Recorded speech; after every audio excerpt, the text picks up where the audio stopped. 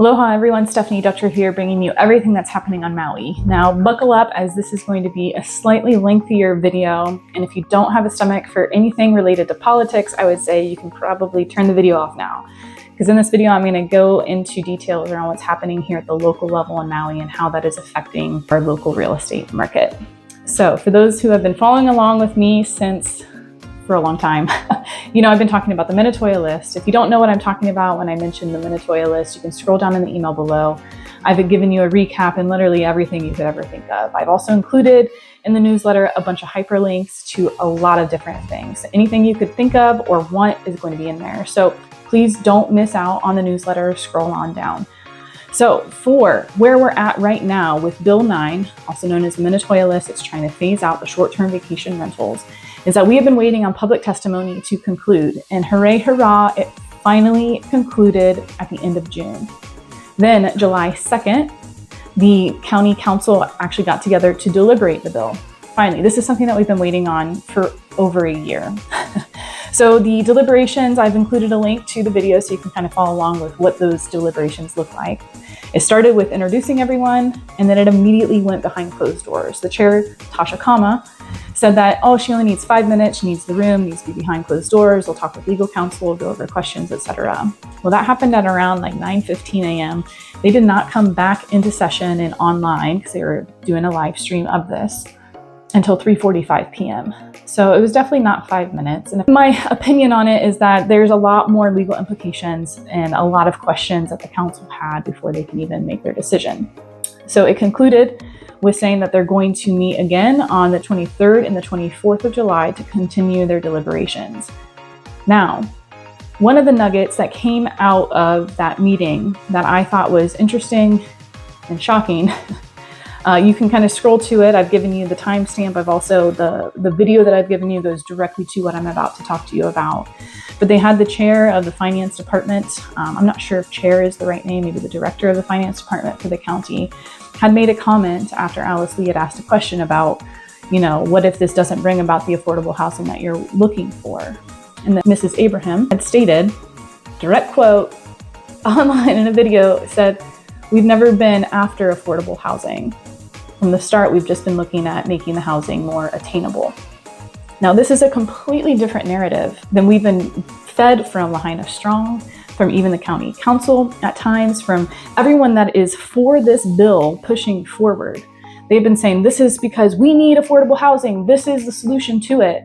And then come to find that the whole point behind this has actually been to suppress the market and to try to create more attainable housing. Now, this strikes me as one big lawsuit waiting to happen already.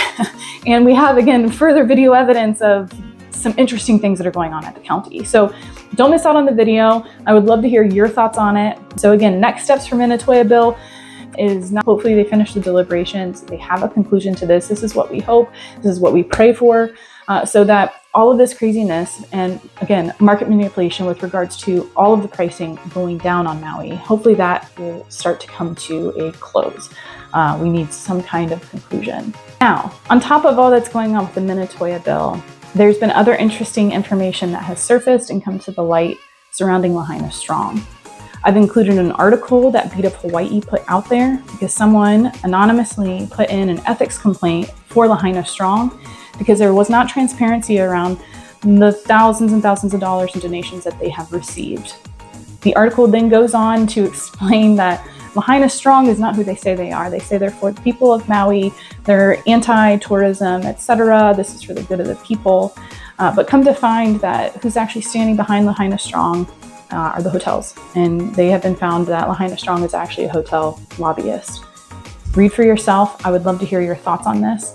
It's a little bit outraging as a number of people have given money to Lahaina Strong under the guise of wanting to help the people, but there's no real track on where the money has gone other than to potentially most of it going to the people who are talking and lobbying, which is in the hotel's best interest.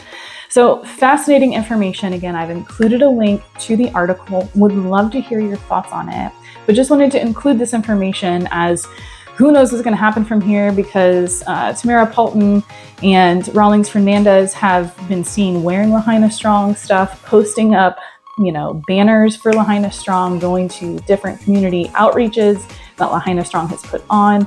And it just seems like a huge conflict of interest. So it's just fascinating things that continue to surface. We'll see what comes of that. Many of us are not surprised by it. So all of this to say, in conclusion, is that the Maui market is still in limbo, still not knowing what's going to happen. The uncertainty of the Minatoya Bill continues to reign. And as a result, the prices are still soft out here. So this is a huge buying opportunity. Again, for those of you who have been sitting on the sidelines, some people are trying to time out the bottom. Where's the bottom? Where's the bottom? We don't know where the bottom is. What I can tell you is that sellers are motivated to sell. And this is a time to be putting in offers and seeing what you can get. This is a time to get your good real estate deal that you've been waiting on for Maui. So if you've been on the sidelines or if you've been thinking about purchasing on Maui, give me a call, because this also spans across not just the vacation rental properties, but into single family homes, into residential condos as well. Softening has happened across the board. And then for you sellers, if you don't have to sell right now, I wouldn't. Again, if you just heard what I just said, it's obviously not a great time to be selling. The prices continue to come down. People continue to lower their prices. The properties that are moving are those that are priced well. If you have a property for sale currently and you're not getting any phone calls or showings, that likely means that your price is too high. So if you don't have to sell right now, I wouldn't. Try to weather the storm. Things will bounce back. Maui always bounces back. And that is the hope that I want you to hear. Maui always bounces back, period. We are a destination that people want to live in and own in and invest in. And right now it's just a little bit wobbly. So that's all I have for you for now. Again, sorry for the long one. Hopefully you put me on double speed so you could get through this video. But don't miss the newsletter, don't miss the hyperlinks, don't miss all the information that I've shared with you. If you have questions, always reach out to me. I'm your resource for anything related to Maui real estate. Stephanie Dutcher signing off for now. I'll talk to you next month. Aloha.